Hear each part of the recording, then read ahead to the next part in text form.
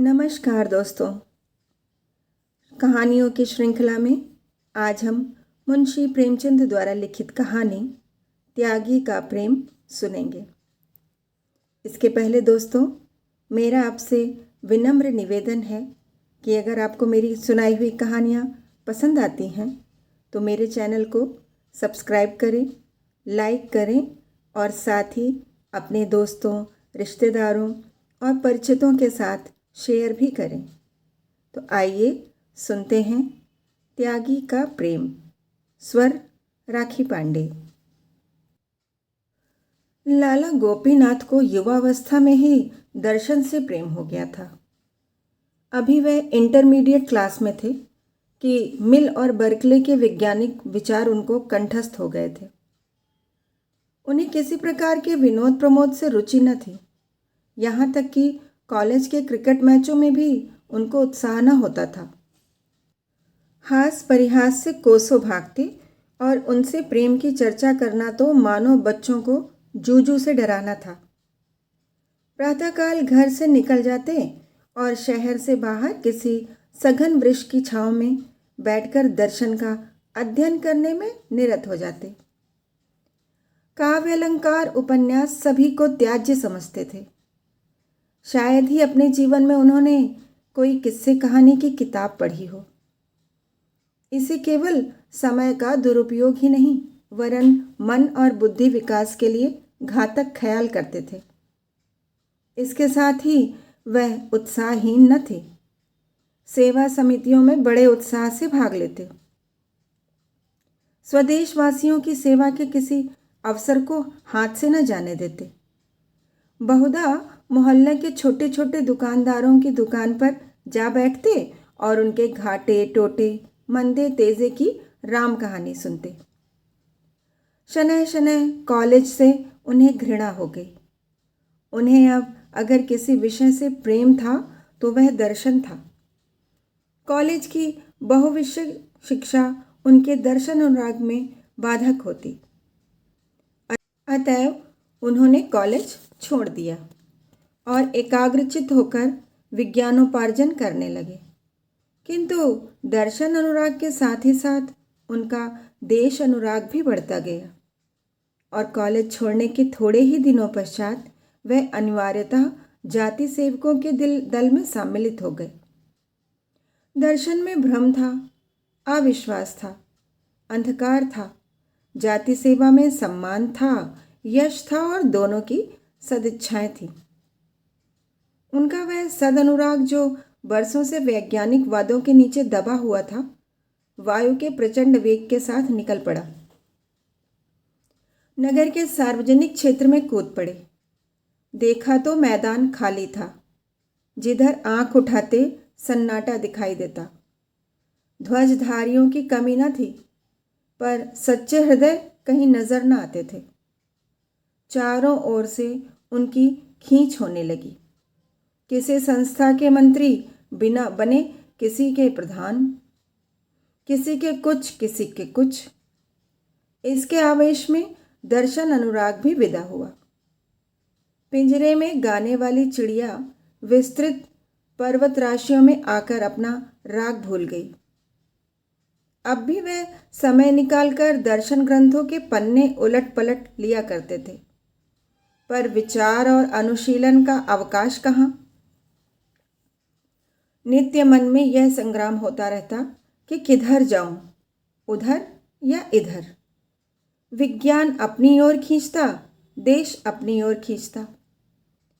एक दिन वह इसी उलझन में नदी के तट पर बैठे हुए थे। जलधारा तट के दृश्यों और वायु के प्रतिकूल झोंकों की परवाह न करते हुए बड़े वेग के साथ अपने लक्ष्य की ओर बढ़ी चली जाती थी। पर लाला गोपीनाथ का ध्यान इस तरफ न था। वह अपने स्मृति भंडार से किसी ऐसे तत्वज्ञानी पुरुष को खोज निकालना चाहते थे जिसने जाति सेवा के ज्ञान विज्ञान सागर में गोते लगाए हों। सहसा उनके कॉलेज के एक अध्यापक पंडित अमरनाथ अग्निहोत्री आकर समीप बैठ गए और बोले, कहिए लाला गोपीनाथ, क्या खबरें हैं? गोपीनाथ ने अन्यमनस्क होकर उत्तर दिया, कोई नई बात तो नहीं है। पृथ्वी अपनी गति से चली जा रही है। अमरनाथ, म्युनिसिपल वार्ड नंबर 21 की जगह खाली है, उसके लिए किसे चुनना निश्चित किया है? गोपी, देखिए कौन होता है, आप भी खड़े हुए हैं। अमर, अजी मुझे तो लोगों ने ज़बरदस्ती घसीट लिया, नहीं तो मुझे इतनी फुर्सत कहाँ। गोपी, मेरा भी यही विचार है। अध्यापकों का क्रियात्मक राजनीति में फंसना बहुत अच्छी बात नहीं। अमरनाथ इस व्यंग से बहुत लज्जित हुए।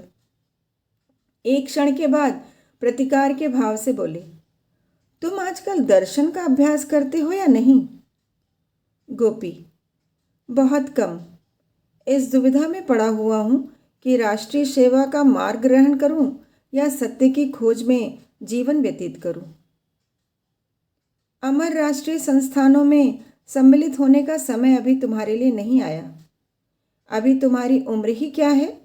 जब तक विचारों में गंभीर और सिद्धांतों पर दृढ़ विश्वास न हो जाए, उस समय तक केवल सड़क आवेशों के वशवर्ती होकर किसी काम में कूद पड़ना अच्छी बात नहीं।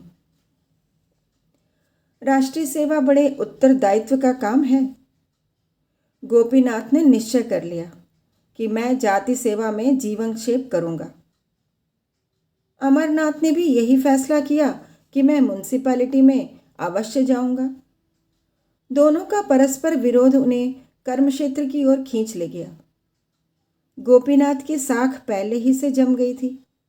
घर के धनी थे, शक्कर और सोने चांदी की दलाली होती थी। व्यापारियों में उनके पिता का बड़ा मान था। गोपीनाथ के दो बड़े भाई थे, वह भी दलाली करते थे। परस्पर मेल था, धन था, संतानें थीं।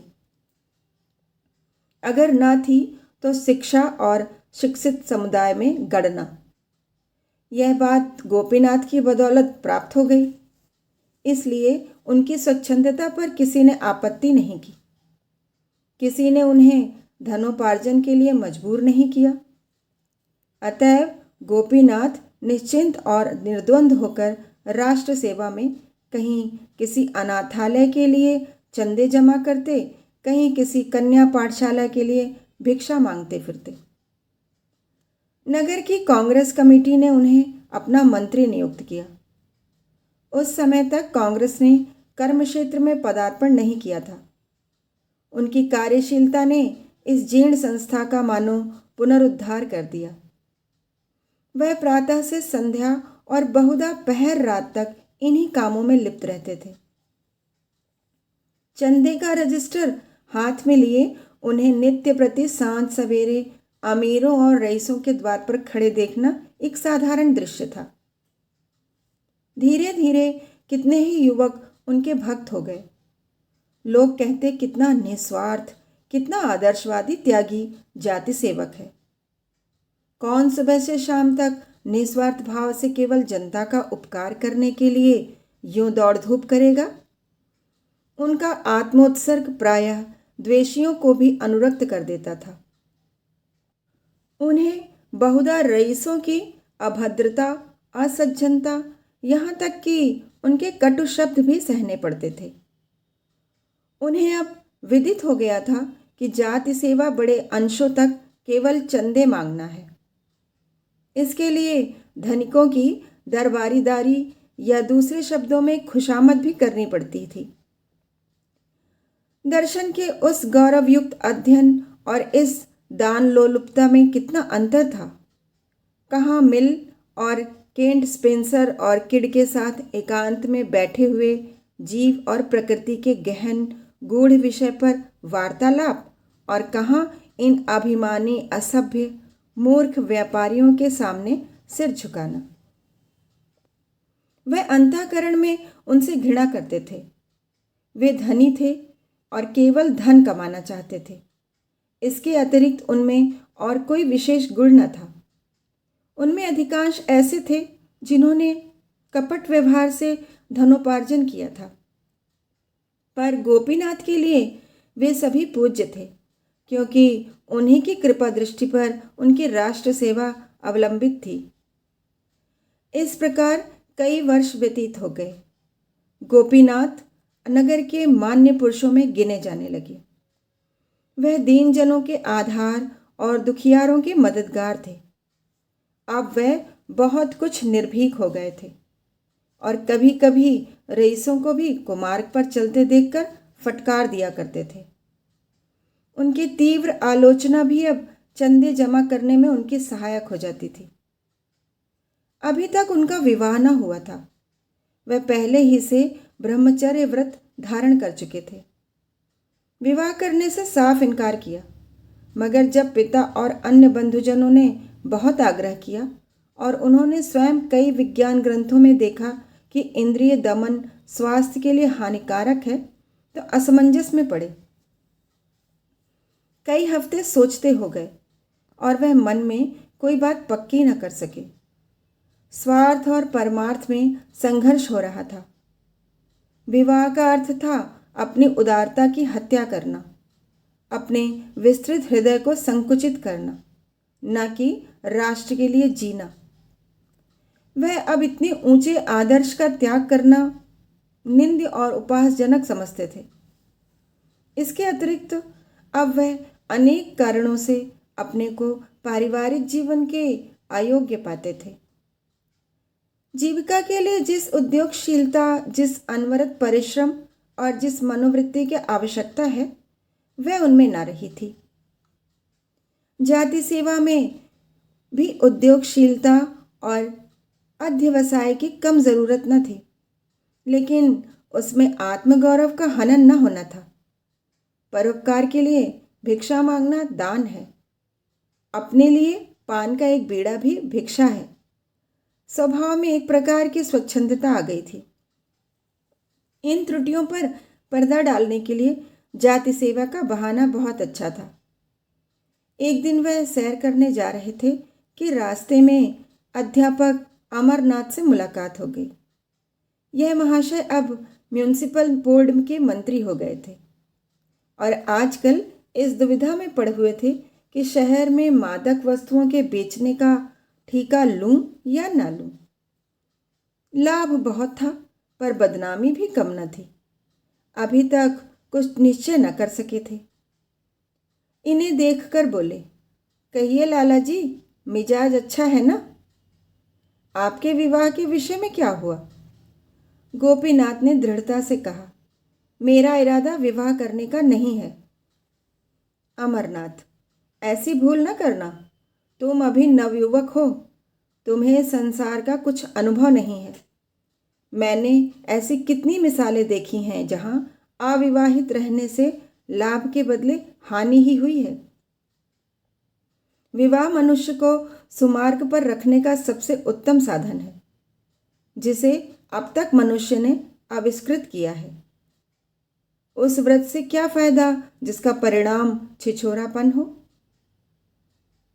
गोपीनाथ ने प्रत्युत्तर दिया, आपने मादक वस्तुओं के ठीके के विषय में क्या निश्चय किया? अमर, अभी तक कुछ नहीं। जी हिचकता है, कुछ न कुछ बदनामी तो होगी ही।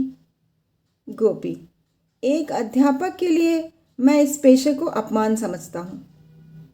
अमर, कोई पेशा खराब नहीं है अगर ईमानदारी से किया जाए। गोपी, यहाँ मेरा आपसे मतभेद है। कितने ही ऐसे व्यवसाय हैं जिन्हें एक सुशिक्षित व्यक्ति कभी स्वीकार नहीं कर सकता। मादक वस्तुओं का ठीका उनमें एक है। गोपीनाथ ने आकर अपने पिता से कहा, मैं कदापि विवाह न करूंगा। आप लोग मुझे विवश न करें, वरना पछताएंगे। अमरनाथ ने उसी दिन ठीके के लिए प्रार्थना पत्र भेज दिया और वह स्वीकृत भी हो गया। 2 साल हो गए हैं। लाला गोपीनाथ ने एक कन्या पाठशाला खोली है और उसके प्रबंधक हैं। शिक्षा की विभिन्न पद्धतियों का उन्होंने खूब अध्ययन किया है और इस पाठशाला में वह उनका व्यवहार कर रहे हैं। शहर में यह पाठशाला बहुत ही सर्वप्रिय है। उसने बहुत अंशों में उस उदासीनता का परिशोध कर दिया है जो माता पिता को पुत्रियों की शिक्षा की ओर होती है। शहर के गण्यमान पुरुष अपनी लड़कियों को सहर्ष पढ़ने भेजते हैं। वहाँ की शिक्षा शैली कुछ ऐसी मनोरंजक है कि बालिकाएं एक बार जाकर मानो मंत्रमुग्ध हो जाती हैं। फिर उन्हें घर पर चैन नहीं मिलता। ऐसी व्यवस्था की गई है कि 3-4 वर्षों में ही कन्याओं का गृहस्थी के मुख्य कामों से परिचय हो जाए। सबसे बड़ी तो बात यह है कि यहाँ धर्म शिक्षा का भी समुचित प्रबंध किया गया है। अब के साल से प्रबंधक महोदय ने अंग्रेजी की कक्षाएं भी खोल दी हैं। एक सुशिक्षित गुजराती महिला को बंबई से बुलाकर पाठशाला उनके हाथ में दे दिया है। इन महिला का नाम है आनंदी बाई। विधवा हैं, हिंदी भाषा से भली भांति परिचित नहीं है, किंतु गुजराती में कई पुस्तकें लिख चुकी हैं। कई कन्या पाठशालाओं में काम कर चुकी हैं। शिक्षा संबंधी विषयों में अच्छी गति है। उनके आने से मदरसे में और भी रौनक आ गई है। कई प्रतिष्ठित सज्जनों ने जो अपनी बालिकाओं को मंसूरी और नैनीताल भेजना चाहते थे, अब उन्हें यहीं भर्ती करा दिया है। आनंदी रईसों के घरों में जाती है और स्त्रियों में शिक्षा का प्रचार करती है। उनके वस्त्र आभूषणों से सुरुचि का बोध होता है। हैं भी उच्च कुल की, इसलिए शहर में उनका बड़ा सम्मान होता है।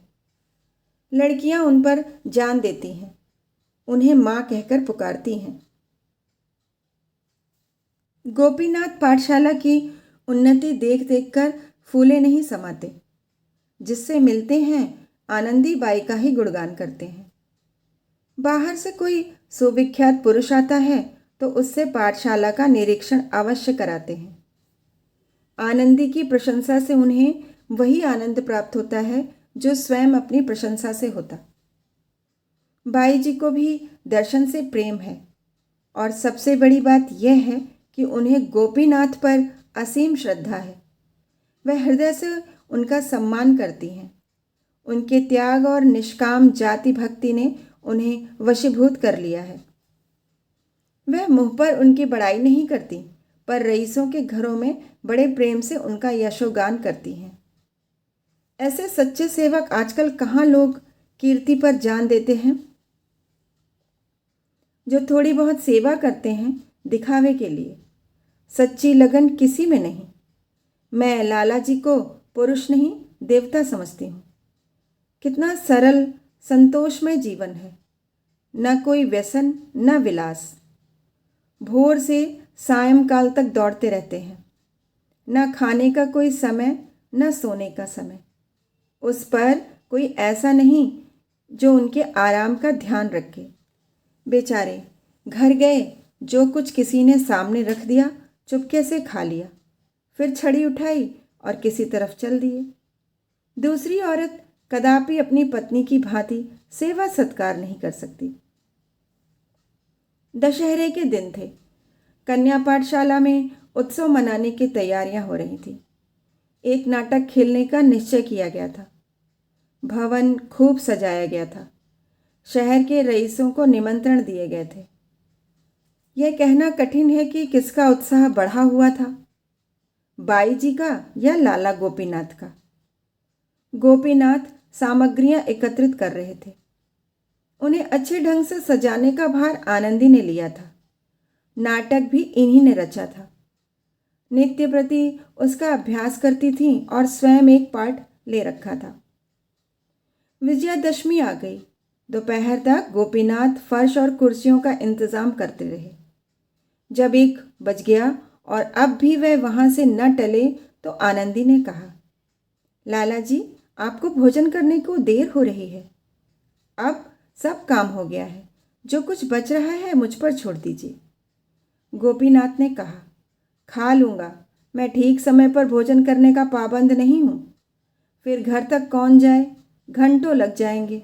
भोजन के उपरांत आराम करने का जी चाहेगा, शाम हो जाएगी। आनंदी, भोजन तो मेरे यहाँ तैयार है, ब्राह्मणी ने बनाया है। चलकर खा लीजिए और यहीं ज़रा देर आराम भी कर लीजिए। गोपीनाथ, यहाँ क्या खा लूँ? एक वक्त न खाऊंगा तो ऐसी कौन सी हानि हो जाएगी? आनंदी, जब भोजन तैयार है तो उपवास क्यों कीजिएगा?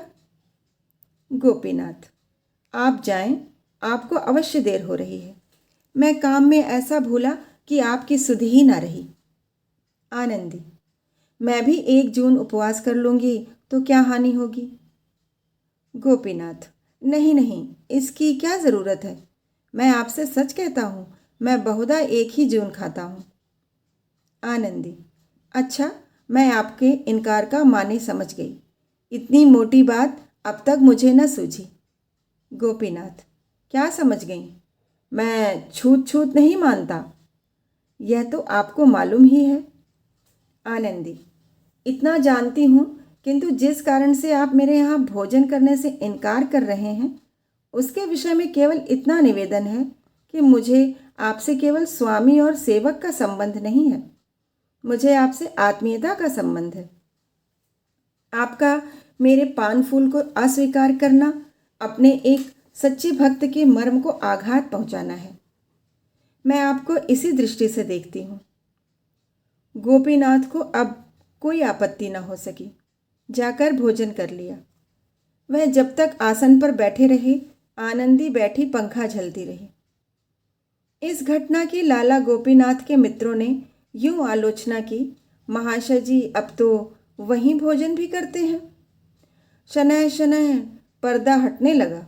लाला गोपीनाथ को अब परवशता ने साहित्य सेवी बना दिया था।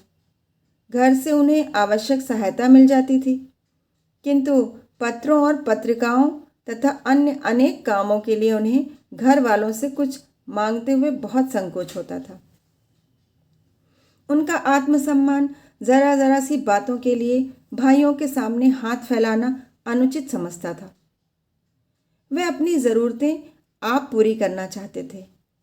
घर पर भाइयों के लड़के इतना कोलाहल मचाते कि उनका जी कुछ लिखने में न लगता।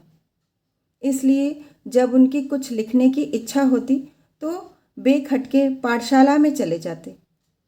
आनंदीबाई वहीं रहती थी। वहाँ न कोई शोर था न गुल। एकांत में काम करने में जी लगता।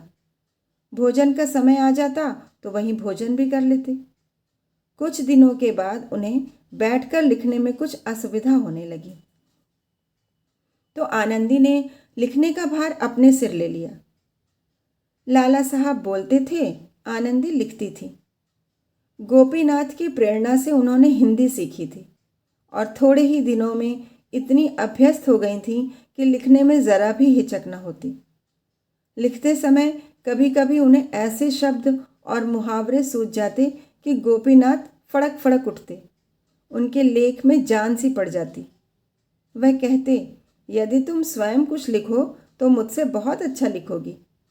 मैं तो बेगारी करता हूँ, तुम्हें परमात्मा की ओर से यह शक्ति मिली हुई है।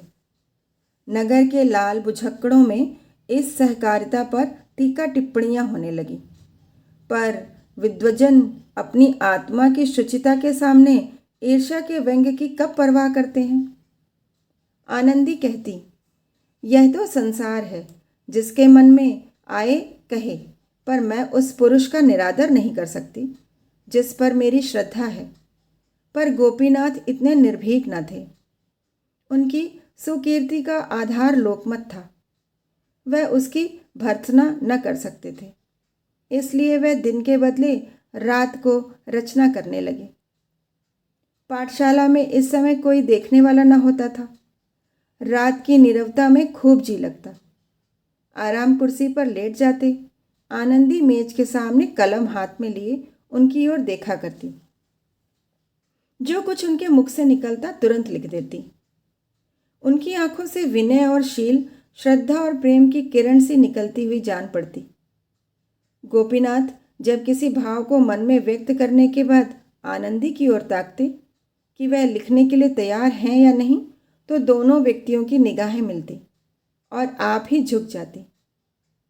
गोपीनाथ को इस तरह काम करने की ऐसी आदत पड़ती जाती थी कि जब किसी कार्यवश यहाँ आने का अवसर न मिलता तो वह विकल हो जाते थे।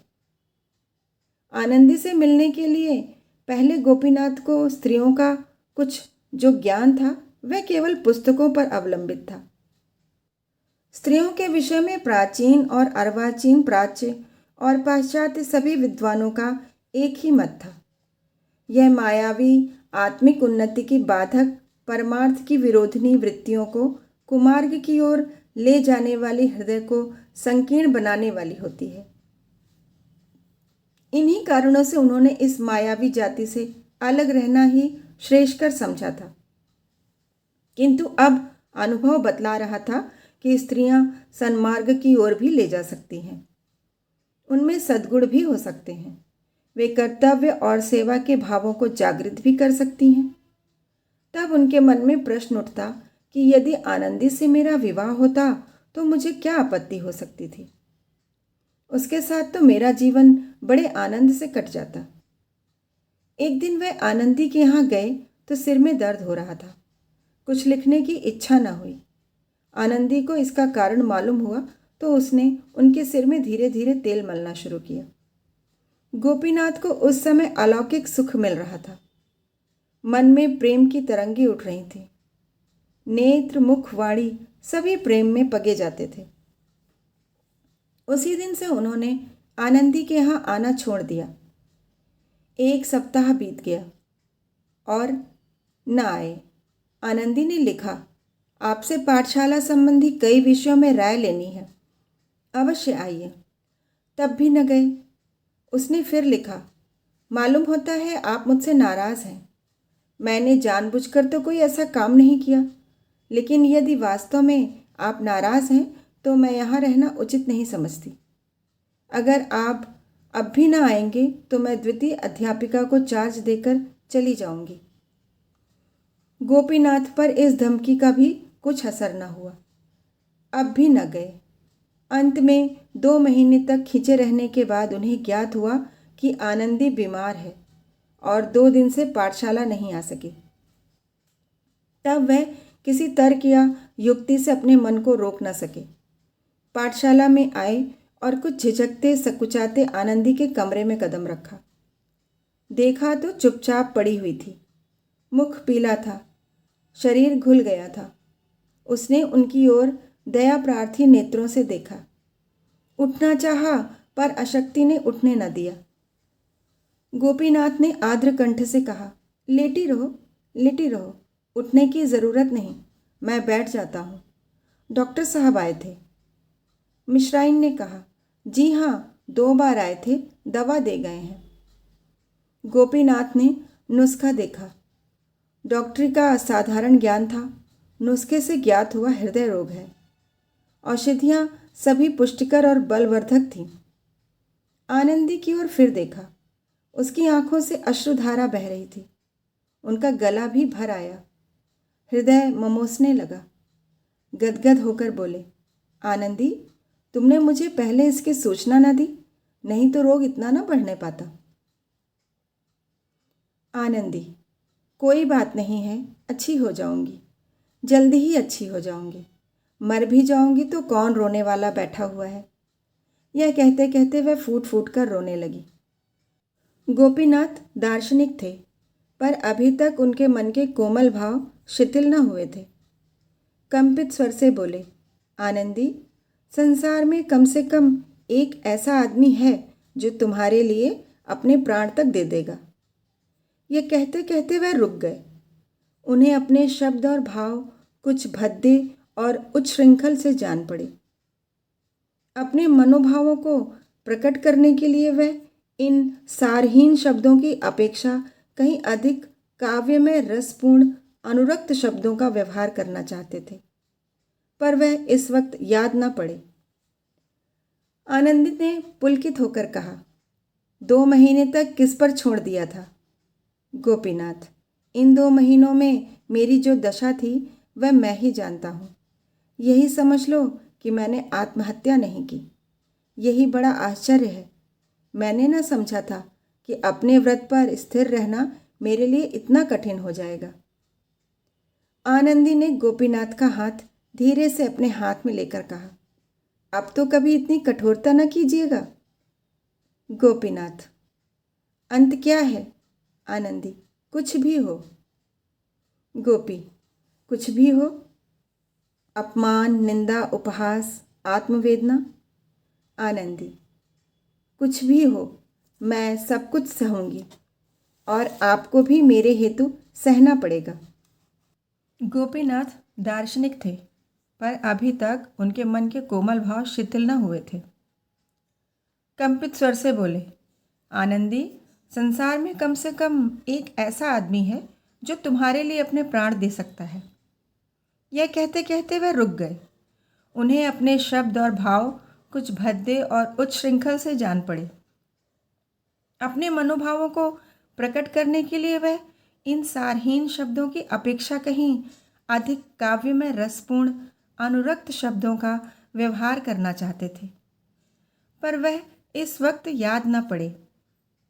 आनंदी ने पुलकित होकर कहा, 2 महीने तक किस पर छोड़ दिया था? गोपीनाथ, इन 2 महीनों में मेरी जो दशा थी वह मैं ही जानता हूँ। यही समझ लो कि मैंने आत्महत्या नहीं की। यही बड़ा आश्चर्य है। मैंने न समझा था कि अपने व्रत पर स्थिर रहना मेरे लिए इतना कठिन होगा जाएगा। आनंदी ने गोपीनाथ का हाथ धीरे से अपने हाथ में लेकर कहा, अब तो कभी इतनी कठोरता न कीजिएगा। गोपीनाथ, अंत क्या है? आनंदी, कुछ भी हो। गोपी, कुछ भी हो? अपमान, निंदा, उपहास, आत्मवेदना? आनंदी, कुछ भी हो, मैं सब कुछ सह सकती हूँ और आपको भी मेरी हेतु सहना पड़ेगा। गोपी, आनंदी, मैं अपने प्रेम पर बलिदान कर सकता हूँ, लेकिन अपने नाम को नहीं। इस नाम को अकलंकित रखकर मैं समाज की बहुत कुछ सेवा कर सकता हूँ। आनंदी, न कीजिए। आपने सब कुछ त्याग कर यह कीर्ति लाभ की है। मैं आपके यश को नहीं मिटाना चाहती। इसको चाहती हूँ, इससे अधिक त्याग की आकांक्षा नहीं रखती। गोपी, दोनों बातें एक साथ संभव हैं? आनंदी, संभव है। मेरे लिए संभव है। मैं प्रेम पर अपनी आत्मा को भी न्योछावर कर सकती हूँ। इसके पश्चात लाला गोपीनाथ ने आनंदी की बुराई करनी शुरू की। मित्रों से कहते उनका जी अब काम में नहीं लगता, पहले किसी तनदेही ही नहीं है। किसी से कहते उनका जी अब यहाँ से उचाट हो गया है, अपने घर जाना चाहती हैं। उनकी इच्छा है कि मुझे प्रतिवर्ष तरक्की मिला करे और उसकी यहाँ गुंजाइश नहीं। पाठशाला को कई बार देखा और अपनी आलोचना में काम को असंतोषजनक लिखा। शिक्षा संगठन, उत्साह, सुप्रबंध सभी बातों में निराशजनक क्षति पाई।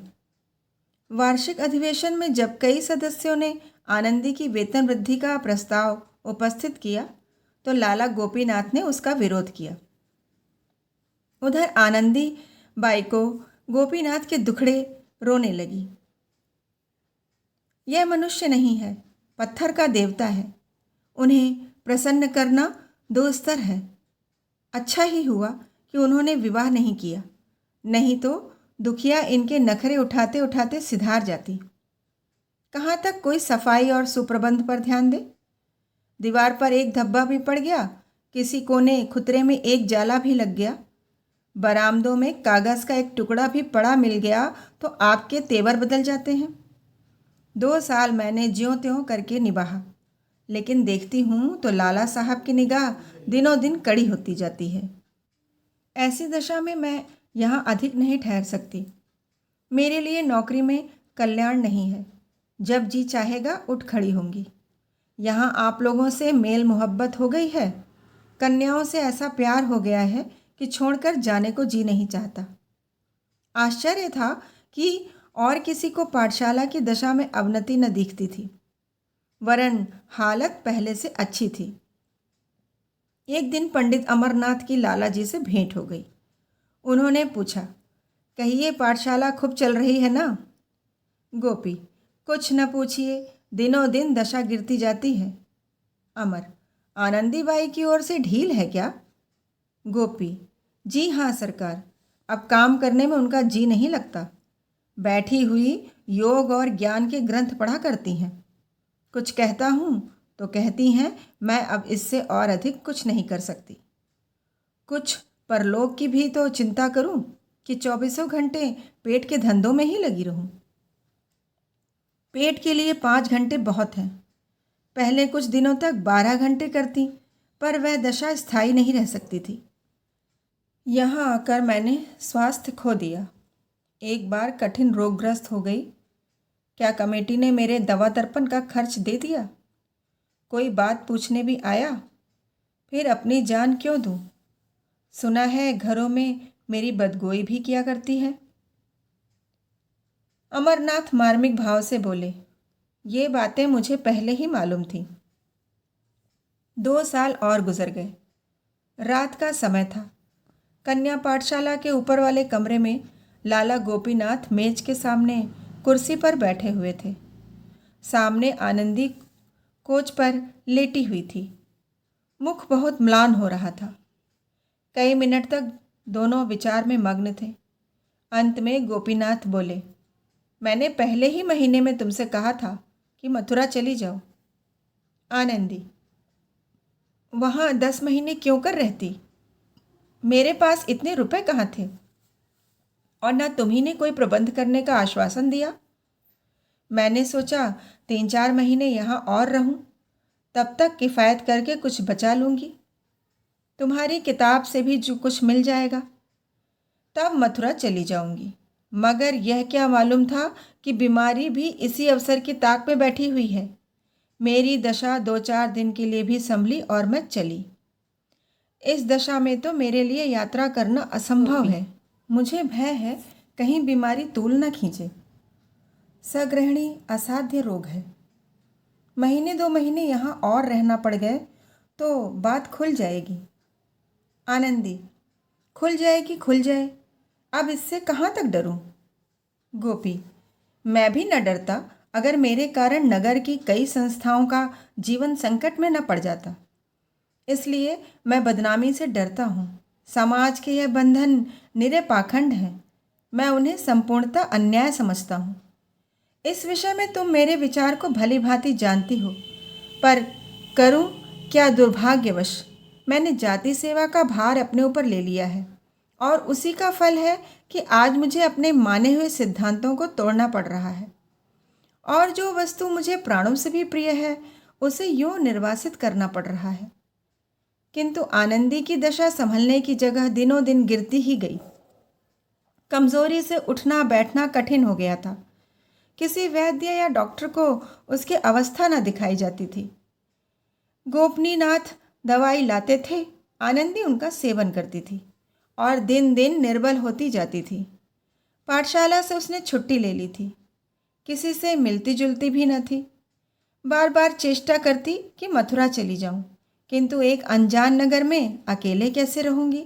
न कोई आगे न पीछे, कोई एक घूंट पानी देने वाला भी नहीं। यह सब सोचकर उसकी हिम्मत टूट जाती थी।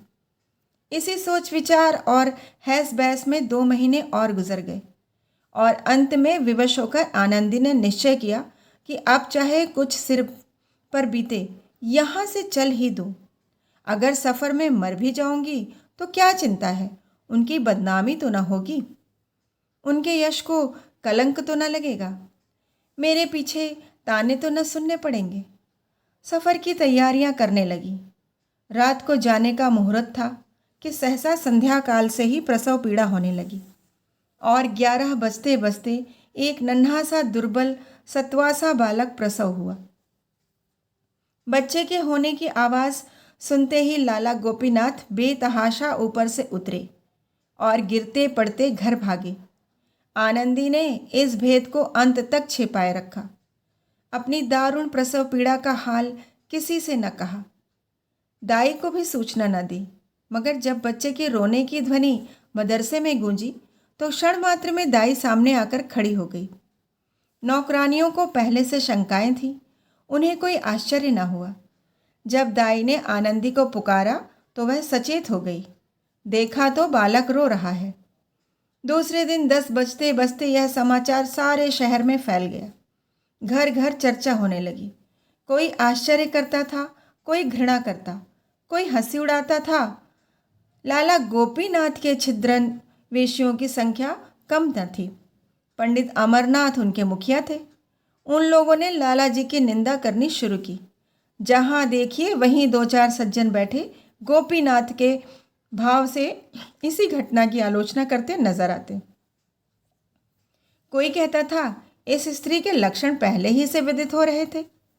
अधिकांश आदमियों की राय में गोपीनाथ ने यह बुरा किया है। यदि ऐसा ही प्रेम ने जोर मारा था तो उन्हें निडर होकर विवाह कर लेना चाहिए था। यह काम गोपीनाथ का है, इसमें किसी को भ्रम न था। केवल कुशल समाचार पूछने के बहाने से लोग उनके घर जाते और 2-4 अनियोक्तियाँ सुनाकर चले आते थे। इसके विरुद्ध आनंदी पर लोगों को दया आती थी, पर लाला जी के ऐसे भक्त भी थे जो लाला जी के माथे यह कलंक मढ़ना पाप समझते थे। गोपीनाथ ने स्वयं मौन धारण कर लिया था। सबकी भली बुरी बातें सुनते थे पर मुंह न खोलते थे। इतनी हिम्मत न थी कि सबसे मिलना छोड़ दें। प्रश्न था अब क्या हो आनंदी बाई के विषय में तो जनता ने फैसला कर दिया।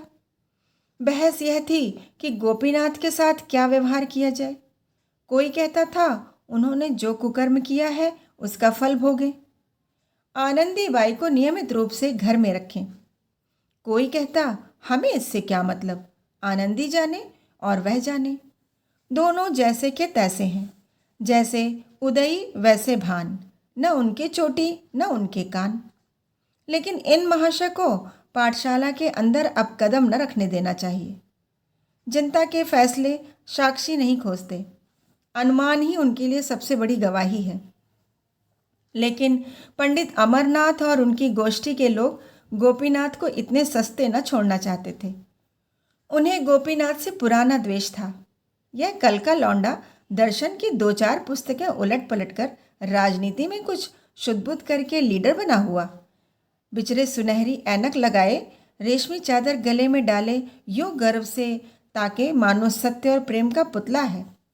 ऐसे रंगे सियार की जितनी कलई खोली जाए उतना ही अच्छा। जाति को ऐसे दगाबाज, चरित्रहीन, दुर्बल आत्मा सेवकों से सचेत रहना चाहिए। पंडित अमरनाथ पाठशाला की अध्यापिकाओं और नौकरों से तहकीकात करते थे। लाला जी कब आते थे, कब जाते थे, कितनी देर रहते थे, यहाँ क्या किया करते थे, तुम लोग उनकी उपस्थिति में वहाँ जाने पाते थे या रोक थी। लेकिन यह छोटे छोटे आदमी जिन्हें गोपीनाथ से संतुष्ट रहने का कोई कारण न था, इस दुर्व्यवस्था में उनके ऐबों पर पर्दा डालने लगे। अमरनाथ ने प्रलोभन दिया, डराया धमकाया, पर किसी ने गोपीनाथ के विरुद्ध साक्षी न थी।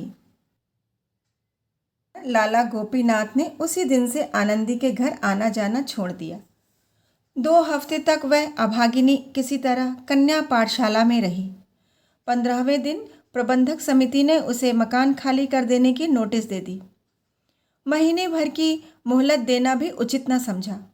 अब वह दुखिया एक तंग मकान में रहती थी। कोई पूछने वाला न था। बच्चा कमज़ोर, खुद बीमार, कोई आगे न पीछे, न कोई दुख का साथी न संगी। शिशु को गोद में लिए दिन के दिन बेदाना पानी पड़ी रहती थी। एक बुढ़िया मेहरी मिल गई थी जो बर्तन धोकर चली जाती थी। कभी कभी शिशु को छाती से लगाए रात की रात रह जाती, पर धन्य है उसके धैर्य और संतोष को। लाला गोपीनाथ से मुंह में शिकायत थी न दिल में। सोचती इन परिस्थितियों में उन्हें मुझसे पराशंक ही रहना चाहिए, इसके अतिरिक्त और उपाय नहीं है। उनके बदनाम होने से नगर की कितनी बड़ी हानि होती। सभी उन पर संदेह करते हैं, पर किसी को यह साहस तो नहीं हो सकता कि उनके विपक्ष में कोई प्रमाण दे सके। यह सोचते हुए उसने स्वामी अभेदानंद की एक पुस्तक उठाई और उसके एक अध्याय का अनुवाद करने लगी। अब उसकी जीविका का एकमात्र यही आधार था। सहसा धीरे से किसी ने द्वार खटखटाया। वह चौंक पड़ी। लाला गोपीनाथ की आवाज़ मालूम हुई। उसने तुरंत द्वार खोल दिया। गोपीनाथ आकर खड़े हो गए और सोते हुए बालक को प्यार से देखकर बोले, आनंदी, मैं तुम्हें मुंह दिखाने लायक नहीं हूँ। मैं अपनी भीरुता और नैतिक दुर्बलता पर अत्यंत लज्जित हूँ। यद्यपि मैं जानता हूँ कि मेरी बदनामी जो कुछ होनी थी वह हो चुकी। मेरे नाम से चलने वाली संस्थाओं को जो हानि पहुँचनी थी पहुँच चुकी। अब असंभव है कि मैं जनता को अपना मुंह फिर दिखाऊं, और ना वह मुझ पर विश्वास ही कर सकती है। इतना जानते हुए भी मुझ में इतना साहस नहीं है कि अपने कुकृत्य का भार सिर पर लूं। मैं पहले सामाजिक शासन की रत्ती भर परवाह न करता, पर अब पग पग पर उसके भय से मेरे प्राण तक कांपने लगते हैं। धिक्कार है मुझ पर कि तुम्हारे ऊपर ऐसी विपत्तियां पड़ी। लोक निंदा, रोग शोक, निर्धनता सभी का सामना करना पड़ा, और मैं यूं अलग अलग रहा मानो मुझसे कोई प्रयोजन नहीं है। पर मेरा हृदय ही जानता है कि उसको कितनी पीड़ा होती थी। कितनी ही बार आने का निश्चय किया और फिर हिम्मत हार गया। अब मुझे विदित हो गया कि मेरी सारी दार्शनिकता केवल हाथी के दांत थी। मुझ में क्रिया शक्ति नहीं है, लेकिन इसके साथ ही तुमसे अलग रहना मेरे लिए असम्य है। तुमसे दूर रहकर मैं जिंदा नहीं रह सकता। प्यारे बच्चे को देखने के लिए मैं कितनी ही बार ललायित हो गया हूँ, पर यह आशा कैसे करूँ कि मेरी चरित्रहीनता का ऐसा प्रत्यक्ष प्रमाण पाने के बाद तुम्हें मुझसे घृणा न हो गई होगी। आनंदी, स्वामी, आपके मन में ऐसी बातों का आना मुझ पर घोर अन्याय है। मैं ऐसी बुद्धिहीन नहीं हूँ कि केवल अपने स्वार्थ के लिए आपको कलंकित करूँ। मैं आपको अपना इष्ट देव समझती हूँ और सदैव समझूंगी। मैं भी अब आपके वियोग दुख को नहीं सह सकती। कभी कभी आपके दर्शन पाती रहूं, यही जीवन की सबसे बड़ी अभिलाषा है। इस घटना को 15 वर्ष बीत गए हैं। लाला गोपीनाथ नित्य 12 बजे रात को आनंदी के साथ बैठे हुए नजर आते हैं। वह नाम पर मरते हैं, आनंदी प्रेम पर।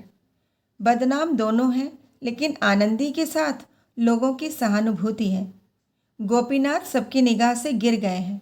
हाँ, उनके कुछ आत्मीय गण इस घटना को केवल मानुषीय समझकर अब भी उनका सम्मान करते हैं, किंतु जनता इतनी सहिष्णु नहीं है।